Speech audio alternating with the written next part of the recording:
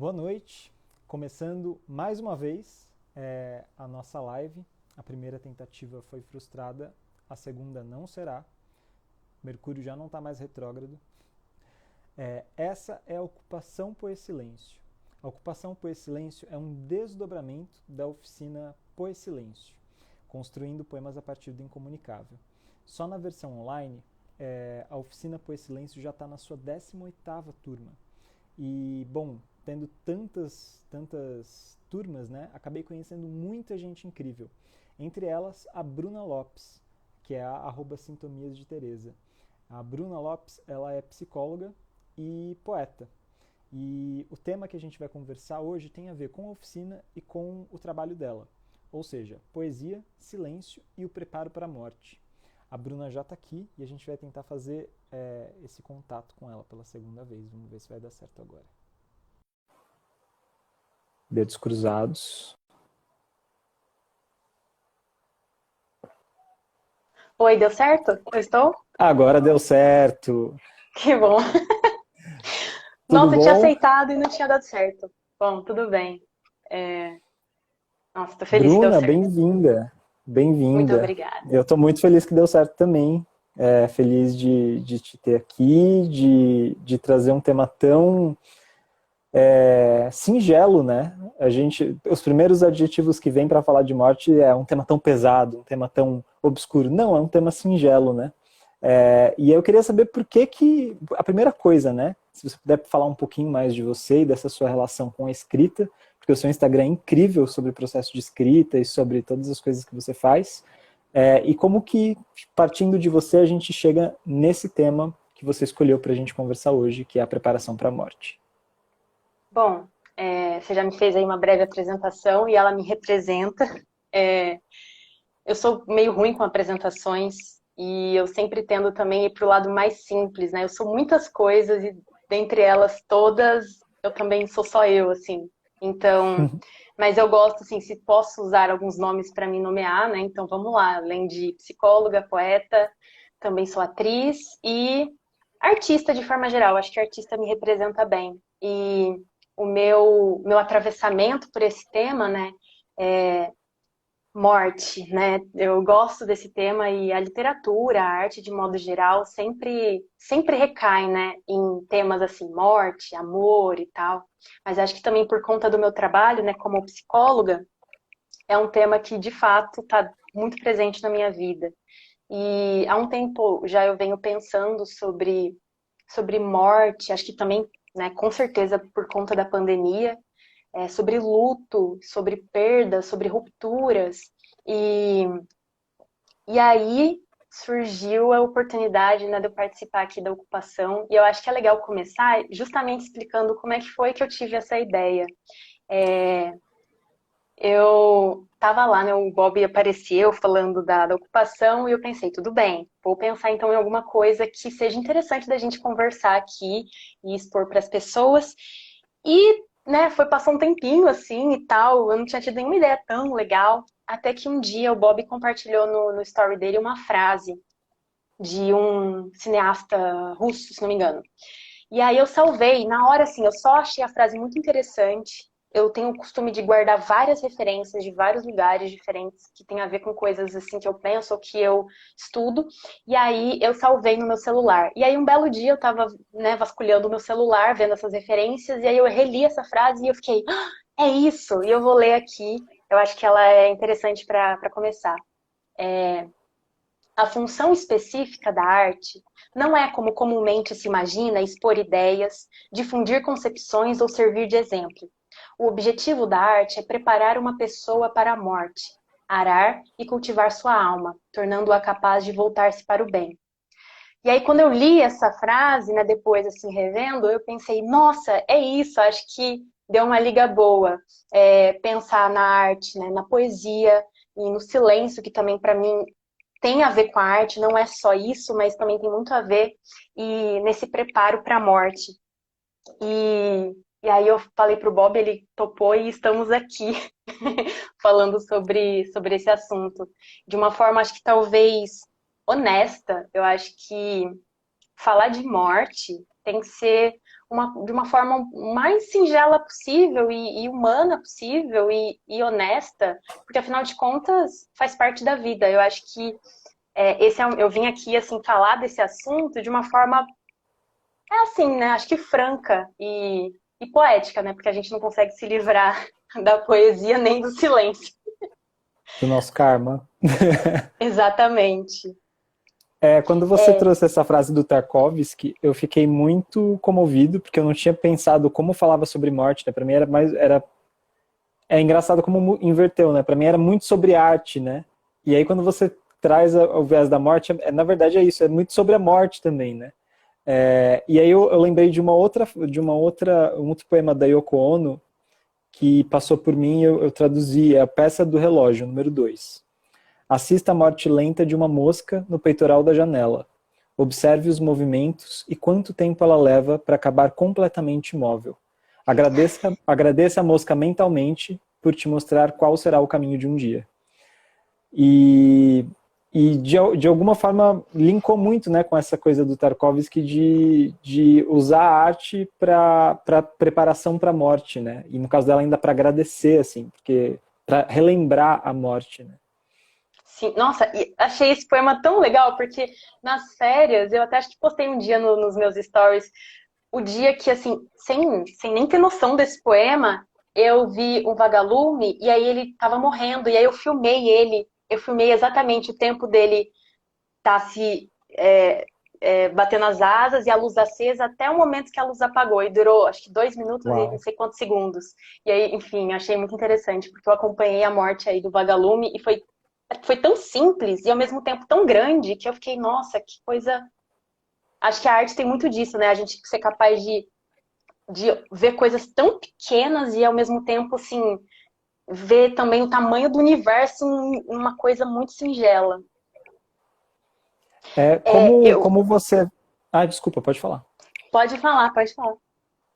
Não, é que já me dá muita curiosidade, assim, de saber como esse tema se linka, né? Porque eu consigo, durante a Poesilência, a gente traçou alguns paralelos, né? Mas eu fico curioso para saber mais paralelos, né? Porque você trabalha psicologia e trabalha a poesia e a arte no geral. E esses dois pontos, eles se conectam ali na morte. Como é que esses dois temas, dentro do seu fazer, dentro do seu percurso, se conectam ali com a morte? Então, vamos lá. Vou traçar então aqui esse caminho que, lembrando, né, gente, eu tô aqui como uma pensadora livre, muito livre. Eu tenho, acho que pelo viés também bem acadêmico, né, da minha formação e tal, e gosto dessa coisa da pesquisa, eu tendo a fazer das coisas um grande mestrado. Então, eu tive que fugir um pouco desse caminho para trazer aqui, porque eu queria que fosse mais realmente assim um esboço de coisas que eu penso. Então, nada aqui é muito comprometido com argumentos e não sei o que, é só assim um caminho que é um devaneio que eu tenho, assim, entendeu? Eu tô compartilhando com vocês. E eu gosto muito de usar referências, assim, que né, eu coleto do mundo e vou transformando naquilo que eu, no fim, na síntese que eu faço. Então, eu montei meio que essa linha de raciocínio com base em várias frases, em várias ideias de pessoas diferentes, que então vocês vão ver que eu vou citar bastante gente, mas tem tudo a ver com a mesma coisa. Eu acho que para começar, tem uma frase, né? Então a gente começou já com essa frase aí que o Bob compartilhou, do Andrei. E aí tem uma outra frase. Não, antes disso é bom falar o que eu quero dizer com morte, né? Tá, o preparo para a morte. Boa. E aí, eu acho que é importante, então, eu definir que com morte eu tô querendo dizer tanto morte literal, então, um dia vamos morrer todos, quanto com mortes simbólicas. E é muito interessante, porque eu acho que, não sei vocês, mas quando eu era mais nova, antes de estudar, né, fazer uma graduação em psicologia, eu achava que morte, que luto, né, que morte era só a morte, que a gente morre lá no fim da vida, e que luto era só quando alguém tinha perdido outra pessoa. Quando depois eu fui descobrindo, assim, uma infinidade de, né, o amadurecimento mesmo foi me trazendo essas lições que existem uma infinidade de mortes que a gente morre ao longo de uma vida e que existem muitos lutos. Pensando que luto por uma perda, por exemplo, que não necessariamente é a perda de uma pessoa. Então, quando a gente é adolescente, por exemplo, a gente vive um luto dessa infância que a gente deixou já, que a gente não é mais criança, ao mesmo tempo que a gente vive ali com essa ansiedade, a expectativa, é uma excitação por uma vida adulta, por uma independência, mas a gente está vivendo um luto desse ciclo que já passou. Quando a gente termina um relacionamento, a gente vive esse luto. Então, a gente vive essas pequenas mortes. Então, morte como ruptura, morte como ruptura de uma continuidade, pensando então que a vida ela é uma continuidade do estar vivo. Então, a morte, nesse caso, seria uma ruptura, um fim de ciclos, um fim de um período. Então, morte também pode ser, de uma maneira mais simbólica, esses fins que aí, né, tem várias dá para imaginar mil coisas, né? Que os fins são começos, e o começo é o fim, e o Ouroboros, enfim, tem muita filosofia aí para falar disso. Mas eu acho que o principal é entender que morte pode ser literal e pode ser várias pequenas mortes, vários pequenos fins, pequenas rupturas que a gente vive ao longo de uma vida. E aí, tem uma frase também que eu gosto muito de uma médica, que é a Ana Cláudia Arantes, que ela é especializada em cuidados paliativos, então ela fala muito sobre morte. Ela tem TED, tem livro. A frase é: a morte é um dia que vale a pena viver. E acho que é inclusive o título do livro dela, mas que ela fala essa frase no TEDx dela. E quando ela fala isso, é tão legal isso, porque parece óbvio de novo, mas não é pensar que a morte faz parte da vida. Não é que a morte é uma outra coisa. A morte, ela faz parte da linha da vida, sendo a morte talvez uma ruptura, mas ela faz parte. Então, a morte, se a gente pensa que a morte é um dia que vale a pena viver, para você viver a morte, você tem que estar lá. Só que isso é muito doido. Para você viver a morte, você tem que estar lá vivendo a morte. Só que é meio contraditório, porque, se a gente morre, a gente deixa de estar vivo. Mas você precisa, então, chegar a viver. Você precisa estar vivo para morrer. Que aí me leva para uma outra frase, que essa é de um autor desconhecido, que é: para morrer basta estar vivo. Essa é famosa. Uhum. Eu não achei o autor, assim, certinho, porque cada lugar dizia uma coisa, assim. Mas para morrer basta estar vivo. E aí, eu reitero, acho que eu reescreveria ela e colocaria: para morrer é preciso estar vivo. Porque se a gente não chega a estar vivo, e aí, então, o que é estar vivo, né? A gente entra em outra conversa. A gente não é capaz de morrer. E aí, para falar sobre estar vivo, eu recorro também a uma outra pessoa e mais ideias. Que tem, por exemplo, um dos autores que eu gosto muito, psicanalista, o Winnicott. E ele desenvolveu ao longo da vida dele e o trabalho dele uma teoria do amadurecimento pessoal. E aí, então, ele vai falando sobre todas as tarefas, todas as conquistas, todas as etapas mesmo, desde que a gente está na barriga da nossa mãe até essa morte, de tudo aquilo que a gente vai vivendo e integrando, e processos mesmo psíquicos, inclusive, para que a gente consiga chegar a ser um eu. O Winnicott, para esse psicanalista, lembrando, gente, é para ele, tá? Você pode não concordar, mas estou aqui lançando essa ideia. Para ele, a gente veio de uma não existência. E a gente vai para também, depois da morte, a uma outra não existência. A gente não existe até que a gente existe. Então, assim, antes da gente existir, o que era? Nada, né? Porque a gente nem sabia que existia. Depois que a gente foi concebido, nasceu, tudo bem, a gente passou a existir. Então, a gente tem uma certa vida. Mas não necessariamente a gente tem consciência de que a gente está vivo e nem consciência de que a gente é um eu, tipo, ali muito pequeno, né? Tipo, bebezinho. Você ainda não tem distinto o que é você, o que é mãe, o que é peito, Você não sabe nada, né? Porque afinal, você não está inserido na linguagem. Então, depois, para esse autor, você é preciso chegar a ser. Então, você pode nunca chegar a ser. E aí, assim, né, tem um caminho muito longo para isso, mas para ele, a vida, ela precisa ser, ela também precisa valer a pena. Então ele fala, né, a gente precisa passar por esse processo de amadurecimento e integrar todos os eventos da vida, integrar a nossa história, fazer das coisas que acontecem parte da gente, para que a gente chegue, né, a ser um eu e que a gente consiga viver uma vida que vale a pena ser vivida. E aí eu acho que também o Winnicott concordaria muito com essa frase da Ana Cláudia, né, que a morte é um dia que vale a pena viver, porque para você morrer, você precisa estar vivo. E o que é estar vivo? Né? O que é uma vida que vale a pena ser vivida? Não é uma vida, ai, paz e amor, 100% good vibe, sem sofrimento nenhum, sem dor, sem nada. Não, definitivamente. Uma vida que vale a pena ser vivida é uma vida que você tá inteiro, que você consiga realmente integrar todos os acontecimentos, sejam bons, ruins, alegres, tristes, não só nessas dicotomias, mas toda uma infinidade de coisas que a gente às vezes não sabe nem nomear, que você consiga integrar tudo isso na sua vida e fazer disso parte da sua história. E para que, tipo assim, chega lá na velhice e você não olhe para trás e fale, nossa, mas onde eu estava durante a minha vida, sabe? Essa ausência de presença, a ausência de presença. E aí, então, então é isso. A vida, ela é uma continuidade desse estar vivo. E aí, a morte só é um dia que vale a pena ser vivido quando você está vivo, está lá para viver, você está lá presente. E também, a morte só é um dia que vale a pena ser vivido, né? E como você chega a estar vivo, quando você também em vida, então, dentro dessa linha da vida, você consegue passar por essas pequenas mortes, por esses sofrimentos, sem se aniquilar, sem achar que você vai morrer, despedaçar. Você precisa morrer e sobreviver e saber que você sobrevive.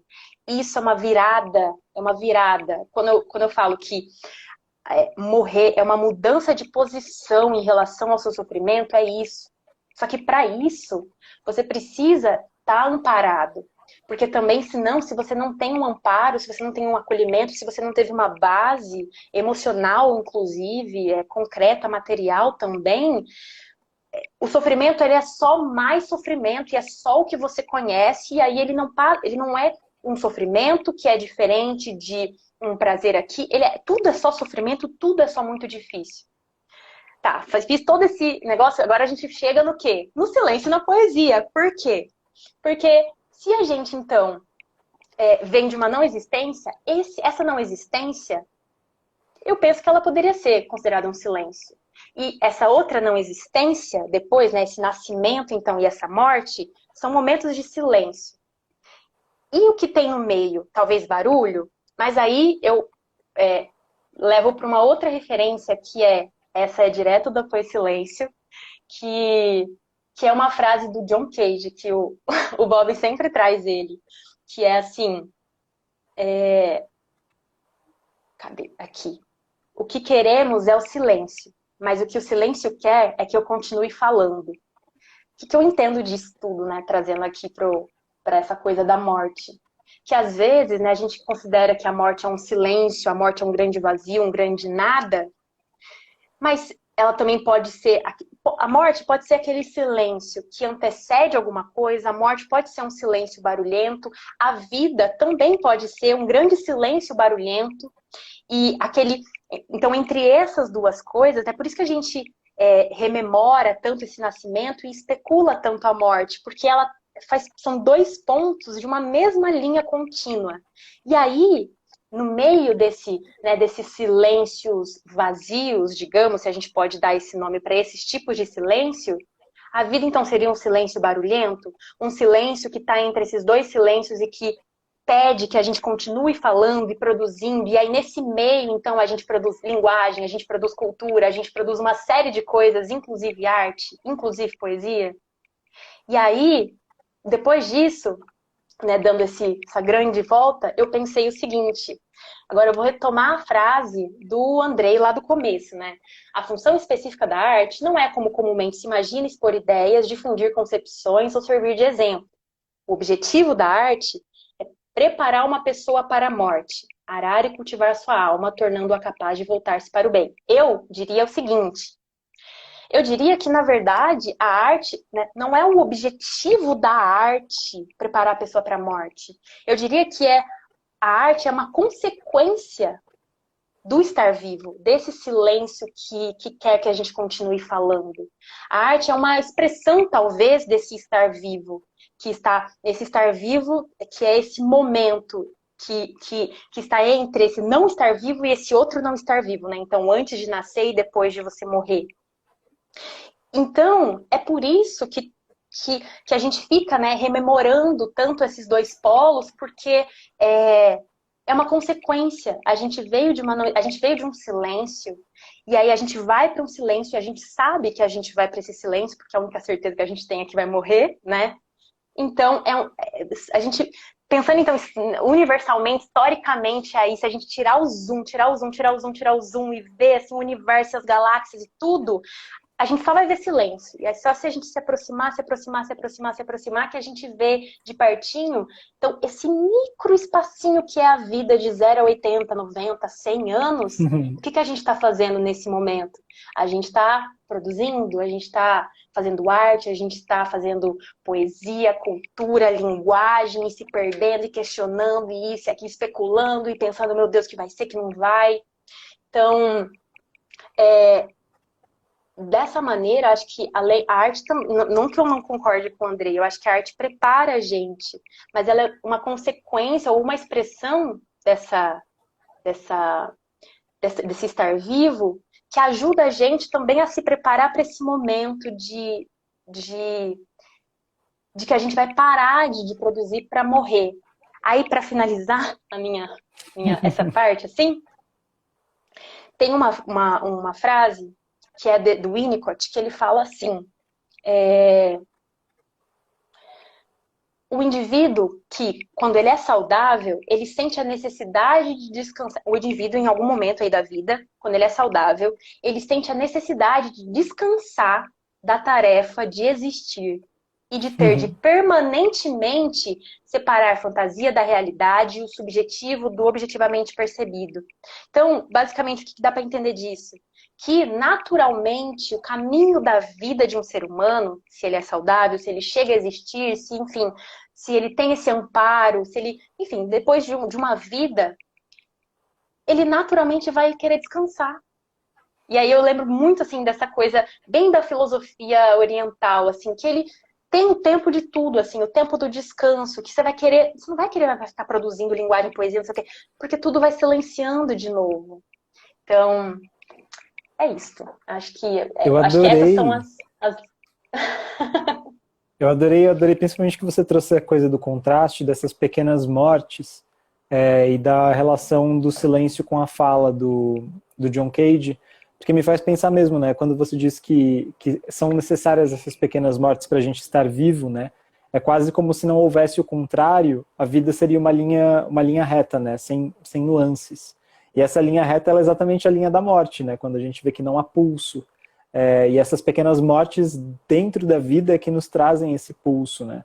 E a mesma coisa com a linguagem em determinado momento, né? Porque eu preciso do silêncio, mas eu também preciso da fala para que esse silêncio encontre novas maneiras de expressão, né? O silêncio, a linguagem quer o silêncio, mas o silêncio quer uma nova forma de linguagem.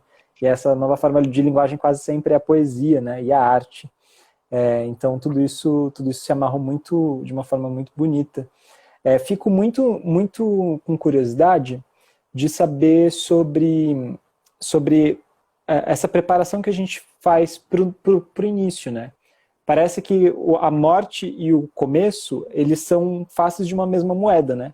Só que ao invés de se preparar para essa face, a gente sempre se prepara para essa e acaba recalcando essa, fingindo que essa não existiu. Quase como é muito bom encontrar um amor, por exemplo, mas a partir do momento que você vira um casal, você esquece, você perde a sua vida de solteiro.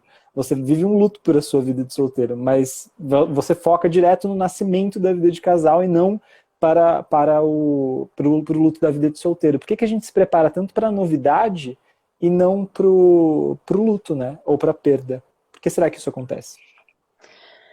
Olha, Bob, de verdade, assim, do fundo do meu coração e de uma forma bem honesta, talvez cause até eu não seja clara, mas clara não sei, mas porque nós, seres humanos no mundo, mas especialmente no Brasil, a gente está muito misturado com o outro.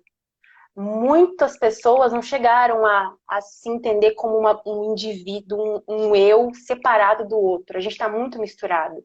E aí, como isso aparece, por exemplo, quando vira um casal e não sabe mais onde está eu, onde está o outro, o que é meu, o que é nosso, onde acaba um, começa o outro.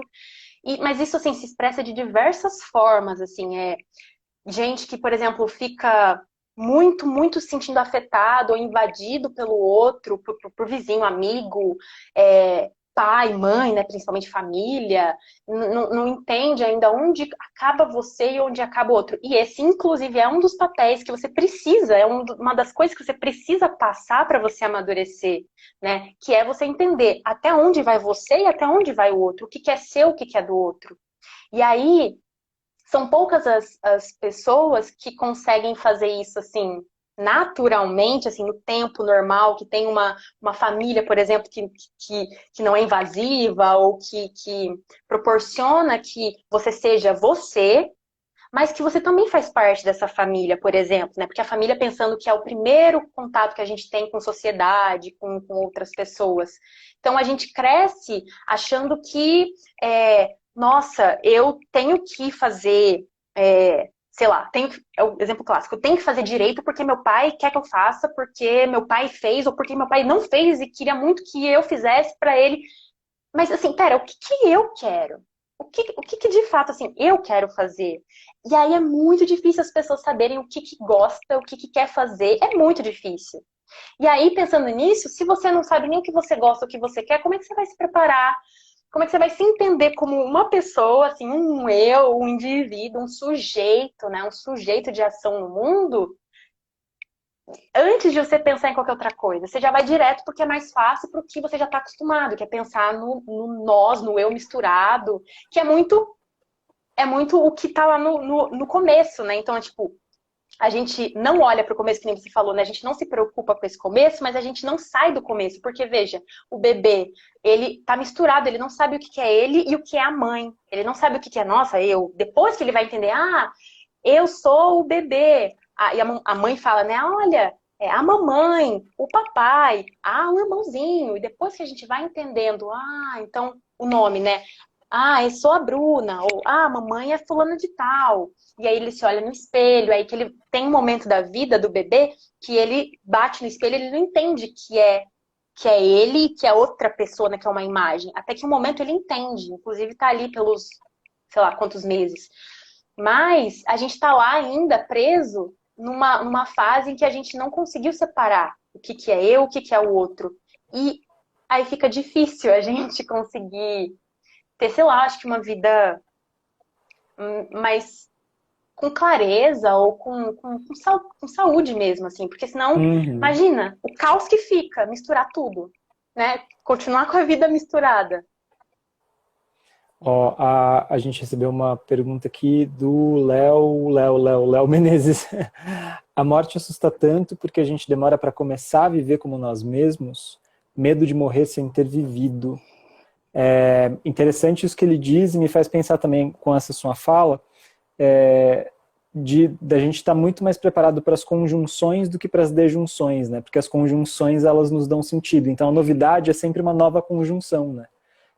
Um novo emprego, um novo país, você vai se conjugar com algo, né? E as desjunções é de novo trazer para a unidade, né? E para esse ser que ainda não está inteiramente formado ou preparado para se sustentar, né?